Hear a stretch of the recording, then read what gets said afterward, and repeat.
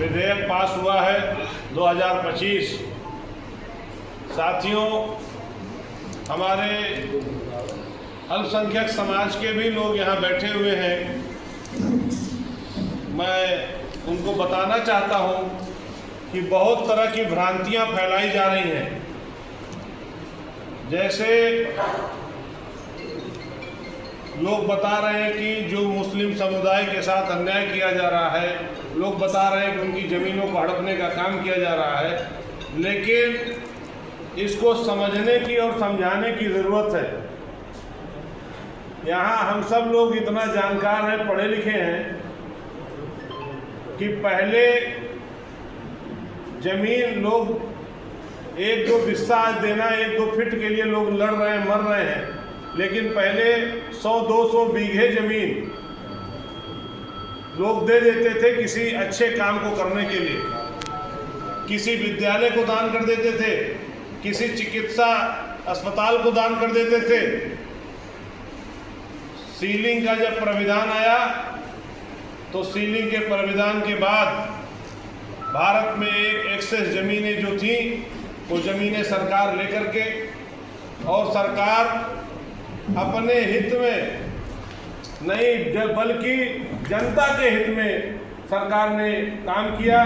कहीं अस्पताल बनाए, कहीं रोडवेज बनाया, कहीं चिकित्सा की व्यवस्थाएं दी, कहीं वृद्धाश्रम बनाया। तो इन सारी सोच के साथ वक्फ के नियम में जो विधेयक 2025 में आया है, इसको समझने की ज़रूरत है। ये किसी धर्म, किसी समुदाय को ठेस पहुंचाने के लिए या उनका व्यक्तिगत क्षति करने के लिए ये निर्णय नहीं लिया गया है। हम सबको धन्यवाद देना चाहिए इस देश के प्रधानमंत्री जी को कि उन्होंने जो ज़मीन बिना किसी कागज के और बिना किसी समुदाय के हित के लिए लोग अपने निजी स्वार्थ में ज़मीन को कब्जा करके बैठे थे, उस ज़मीन को इसी समुदाय में अस्पताल बना करके विधवाओं को रहने का आवास जो वक्फ बोर्ड अधिनियम का यह विधेयक लाया है, आज जिसके सापेक्ष में संत कबीर नगर जनपद के 500 मुसलमान साथी, अल्पसंख्यक मोर्चा के सभी पदाधिकारियों ने भारतीय जनता पार्टी जिला कार्यालय पर आकर एक सभा के माध्यम से उन सभी लगभग 500 से ज़्यादा अल्पसंख्यक समाज के पदाधिकारी और सक्रिय लोगों के बीच में आज का जो विषय रखा गया है और आज प्रेस वार्ता के माध्यम से जो विषय रखा जा रहा है, उसका सिर्फ मेन ध्येय है कि विपक्ष जो भ्रांतियां फैला रहा है वक्फ बोर्ड अधिनियम पर, जो एक सामान्य विधेयक है, जो सबका साथ सबका विकास को चरितार्थ करती है, जो निराश्रित लोगों के जमीनों पर वक्फ बोर्ड का बोर्ड लगाकर कब्जा करने वाले अधिनियम, उससे मुक्ति पाने वाले अधिनियम, जो समाज के अंतिम व्यक्ति के उदय, जो भारतीय जनता पार्टी, जो नरेंद्र मोदी जी का जो संकल्प है, उसको चरितार्थ करता हुआ एक अधिनियम जो है, उसके बारे में आज का यह प्रेस वार्ता, आज का यह चौपाल कार्यक्रम, वक्फ बोर्ड अधिनियम जो असहाय लोगों की जमीनों पर जो कभी कुंडली मारकर बैठ जाया करते थे, उन लोगों के बारे में उनको एक सहारा देने का काम भारतीय जनता पार्टी एवं केंद्र के नेतृत्व माननीय नरेंद्र मोदी जी, जिनका मूल मंत्र है सबका साथ सबका विकास, आज तमाम सारे ऐसे विषय हैं जिससे समाज के अंतिम व्यक्ति के उदय के लिए माननीय नरेंद्र मोदी जी ने काम किया।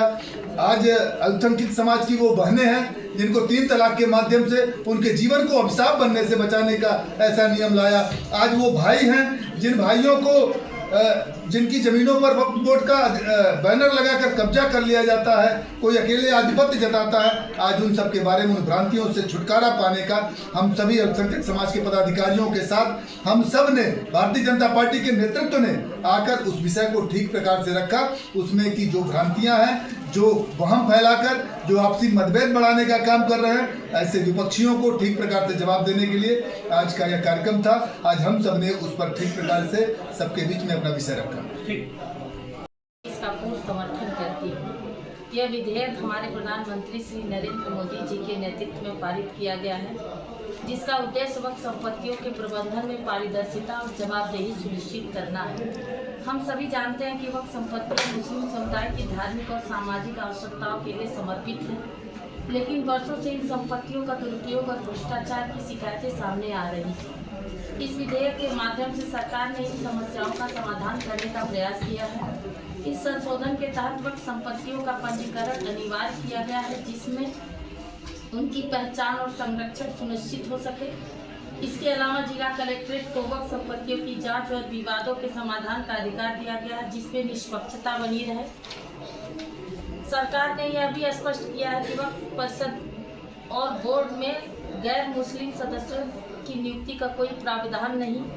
यह केवल एक अफवाह है जिसे विपक्षी दलों द्वारा फैलाया जा रहा है। हमारा उद्देश्य केवल वक्फ संपत्तियों के प्रबंधन में सुधार करना है, न कि किसी समुदाय की धार्मिक स्वतंत्रता में हस्तक्षेप करना।